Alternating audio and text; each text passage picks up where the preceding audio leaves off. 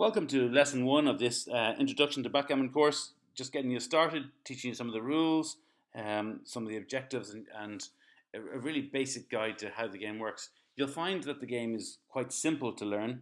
It might seem a bit intimidating at first, but really it's very simple and nice to get started. And then we layer on strategies and tactics once you know what you're doing. So first of all, you have to do is be able to set up the board. And quite honestly, the easiest way to do this is to take one of the patterns that's online, or take a photograph of a board that's correctly set up, and just have that to get at the start, just to replicate that. But as you get more used to it, you'll be able to find a pattern. Here's the pattern I use.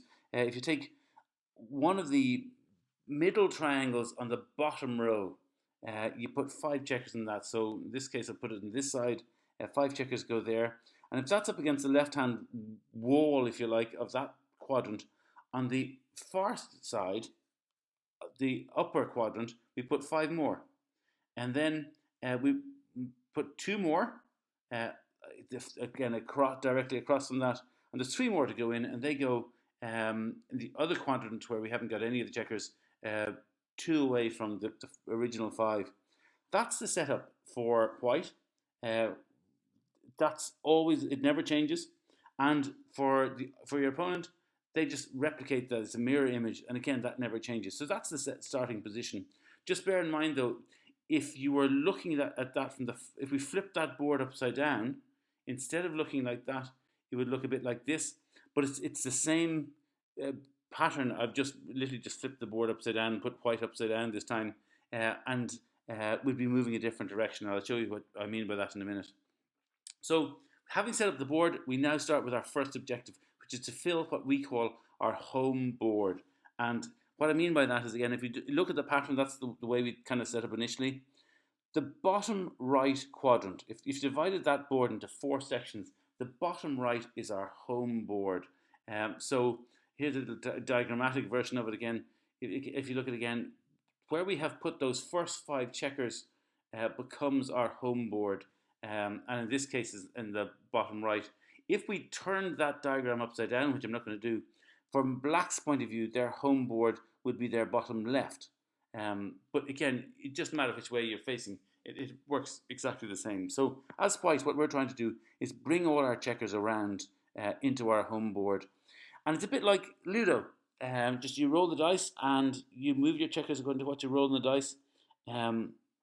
We move in that, there are little obstacles that we're going to talk about now, but we move our checkers around in that direction, and our opponent moves their checkers in the other direction, so that we pass each other. Usually you'll roll 2 dice. So in this situation, we roll the dice. We got a 4 and a 1 with the 2 dice, and you use those dice to move those checkers. So if you look at the top left, and we got the 5 white checkers there, we're going to move one of them down. You can count it. Those triangles. Count the number of triangles it's moved. 1, 2, 3, 4 triangles it moves, and the 1. Well, let's take a checker on our top right. The 2 checkers that are on our top right, we're going to move one of those.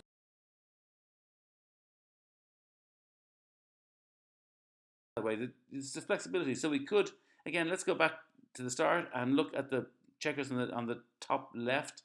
We move them 1, 2, 3, 4. It brings it round to there, and we could keep that checker going another bit longer and go the 1 just moves it a little bit further forward towards our end goal, which is everything into our home board. If one player has 2 or more checkers in a point, they own that point, and the other player can't land on it. So in this situation, where we put that last checker, we now have 4 checkers on our bottom left quadrant. We own that point because to be honest, we always owned it because we had more than 2 in it. Once you have more than 2 in it, we own 4 points there. So let's say it's black's turn. Black rolls a 4 and a 3, and they're going clockwise around the board, trying to bring their checkers in. So the 4, black might look at their checkers on the bottom right and say, well, they move 1, 2, 3, 4 forward. They can't move that checker 3 more because it would land on that point where we've got 4 white checkers and we own that point. They're not allowed to come into a point, so they can't land on our point. So instead, they might take their bottom left quadrant checkers and move three forward from that and move three. They've moved clockwise, and that's how they've left it. And um, the other kind of big rule with this is basically if you've we said if you've more than two checkers in the point, you own it. The other person can't land on it. But if you've only one checker in a point, it's called a blot. Um, you've possibly heard the expression "a blot in the landscape." And if you have a blot and the other player lands in it, your checker goes back to the start. They go onto the bit in the middle is called the bar. They go onto the bar and they have to start again. And that's really rewarding to be able to take your opponent, land them, and send them back to the start. So taking the position we had just there, imagine we're white and we roll a 6 and a 3. Well, look at our top right quadrant checkers here. If you count 6 triangles, the triangles just represent spaces. So count 6 spaces from where we are, and you'll find that we're into the next quadrant. Count 1, 2, 3 more, and we've landed on the black checker. We've put it into the bar, and the great thing, they have to start again. They have to come down at the bottom right and just kind of start their route again. And this is why it's very satisfyingly hostile at times how you do this. So they have to come in. The next we could have even hit them in a different way. Imagine we rolled a 1 and a 3.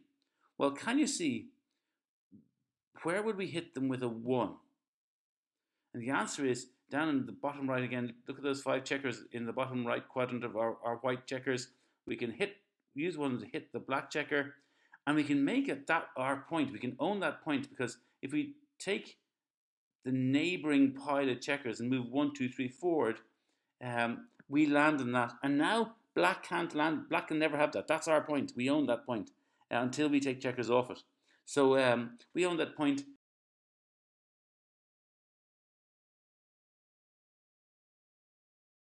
So in this situation, black rolls a 6 and a 3. They come out off the bar, starting from the very back, and go 1, 2, 3, brings them out to there. And the 6, they've not got many great options. Probably their simplest thing is to move that checker that came out 6 further on, and just hope for the best. But imagine if they'd rolled a 6, 5. Well, coming out from the back, counted from the back, from the little tray where it says 1, 5, 8. 1, 2, 3, 4, 5. They would land in a checker that white owns. They can't come out there. 1, 2, 3, 4, 5, 6. They land in the pile of 4 checkers that white owns. They can't come out there. So if they rolled a 6, 5 here, if they do what's called dance, they basically would stay on the bar because they can't come out, which is good for us. Next little bit of a rule is when you roll doublets or doubles, that gives you 4 goes. So if white, who's been very lucky in this game, is now rolls double 6s. He doesn't or she doesn't just get a 6 and a 6 to play. They get 4 6s to play. So they can play maybe a 6 forward like that, another 6 forward like that, a third 6 forward, and a fourth 6 forward. So doubles are great in backgammon because you get to play 4. Sorry, they're often great in backgammon because you get to play 4 of the rolls. And the second part of the objective then is just to get your checkers off. So once you have all your checkers on your home board, you start to take them off. So and you count them in. So if we roll a 5, you kind of go 5 away from you see the tray that has 56 under it. 5 away from that. 5, 4, 3, 2, 1 brings that checker in. We have a 2 to play. Look at the checker there's a little pile with 3 checkers on it. That's 2 away from the end, so 2 takes that off, and we're trying to get our checkers off. Black in this situation, however, doesn't have all their checkers in their home board, so they can't. They're way behind because they've got to get all those black checkers around and into their home board before they can take any off. So white has a huge lead here because they can be taking checkers off. And the way the system works is if you get off all your checkers first, you win the game and you win 1 point. If you get all your checkers off before your opponent has got any of them off, it's called a gammon, and you win 2 points. And it's rare, but does sometimes happen. If you bear off all your checkers, get them all off the board, before your opponent has any off, and they still have a checker either on the bar or in your home board, that's called a backgammon, and that's worth 3 points, which is great if you can get it. There is one other thing that affects the scoring. If you look on a board, you'll see a strange dice, 2, 4, 8, 16. On online games, it says 64 at the start. We'll come back to that. That basically increases the stake or the number of points at risk in a game. But we're going to do. It's important you learn how to do the checker play first. The doubling cube, that's called, is hugely important, but not in the initial stages of the game. Just a few other details to be aware of. At the start of the game, you don't roll 2 dice. Each player rolls 1 dice. The person with the higher number starts, and you use the 2 dice that have been rolled. So if I roll a 5 and you roll a 6, will you use those dice and you play with a 6 and a 5? And then once that happens, from then on, we both just roll 2 dice. If we both roll the same number, say I roll a 5 and you roll a 5, we just pick up our dice to start again. The dice needs to be shaken in the cup, and they roll together. They need to come out together. They need to land flat on your side of the board. If they don't, there's no problem. You just roll again. But you might roll a beautiful roll, and one of them lands on a checker. It doesn't count. A player's go is only over when you pick up your dice. So it's not like chess where a touch moves scoring system or anything like that. Once you touch a piece, you have to use it. Nothing like that. You can try different moves. You can move things around. It's your go until you pick up your dice. When you pick up dice, you say that's your way of saying I'm happy with that. Just don't be irritating your partners by messing around so much that you take for ages or you can't remember where you started from. That's just irritating for other players. Just bear that in mind. But you are allowed to try different positions to see what works for you. And you do have to move if it's possible to do so. Sometimes you look at a move and think, well, that's going to kill me if I make that move. But if you have to move if it's possible to do so, even if it weakens you.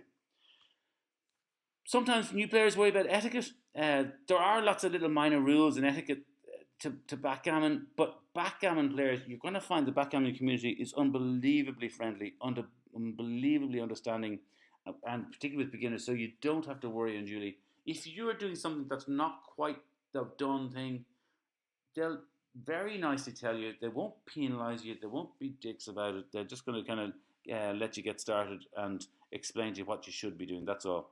Now, a little bit of homework in this. First thing you need to do is practice. It's all very well looking at these rules, but have a go at it for a while to get a feel of what the right moves are. Until you practice, this is going to seem very daunting, but it's very easy when you do the practice. And you might be able to practice in person, but more likely you'll need to download an app. And I'm just going to say to you now, don't pay for an app. Download a free app. Play against the computer. If you get really into backgammon, there's a key app that you're going to pay for that's quite expensive. So don't waste money on it now. Save your money and just go for a free app if you can. And for the first week or two, just play the computer. It gets quite addictive. But the more you play, the more you get confident that you can beat the computer. You might start at the beginner difficulty setting. When you get to beat that a bit, maybe move to medium level settings. And once you get that, when we get into strategies and things, they'll make a lot more sense. And finally, watch YouTube videos. There's millions of YouTube videos, backgammon guides. I have a couple of links here. You can think when you play this, if you hit the links there, they'll go straight into them. Both come from a company called Backgammon Galaxy, which you'll get to hear a lot of if you play backgammon extensively. Just little ones. All that are in these videos of what I've been saying to you, but the different voices may make help to you. And the final thing I'd say to you after lesson 1, and when you've played, you can play with it for a while. It can get quite boring if you just follow the rules and just follow these simple objectives. You have to move on from here. The beauty of backgammon, and it's a great. What I love about it is how much you can study and learn and improve, but it's so strategic. So bear with this kind of initial stage. There's a lifetime of learning and loving new strategies ahead of you, but you've just got to get through the boring moment. So good luck. Have a go at that. There'll be more videos to come with more strategic advice now that you can play the game.